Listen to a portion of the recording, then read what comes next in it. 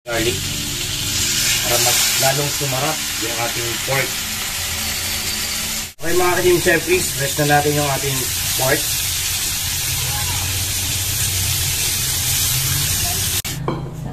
Grabe, iniinit ah. Usok-usok pa oh. Meron tayo dito pork. So, simple lang ang gagawin natin dito. Piprito natin. Siyempre, may kapares siyang kanin lamig. Gagawa tayo ng beef chow pan. Ituturo ko sa inyo kung paano gumawa ng beef chow pan. So, ano pang hinihintay natin? Season muna natin yung ating baboy. Let's go. Basic lang, salt and pepper. Cajun seasoning. Lagyan natin ng olive oil. Okay, set aside na natin.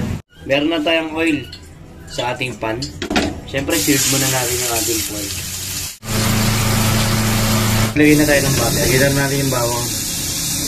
Lutuin na natin yung ating pork sa butter at sa garlic para mas lalong sumarap yung ating pork. Okay mga ka-Team Jeffries, rest na natin yung ating pork. Ayan. Siyempre, pwede na natin add yung ating ground beef. Lutuin lang po natin yung ating ground beef. Mag-add na tayo ng carrots. Maglalagay na tayo ng oyster sauce.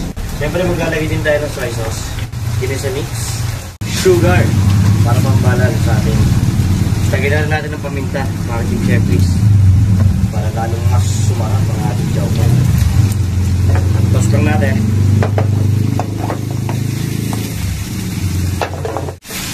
Lagyan na natin yung ating cabbage. Lagyan na natin yung ating bahaw. Siyempre, leftover rice natin.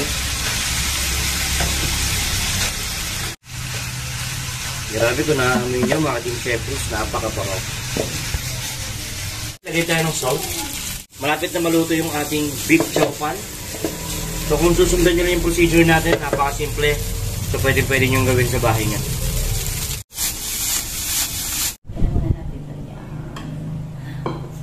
Grabe, iniinit ah. Usok-usok pa oh.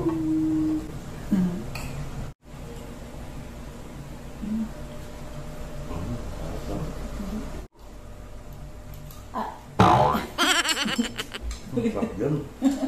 Laglag. Ang lasa.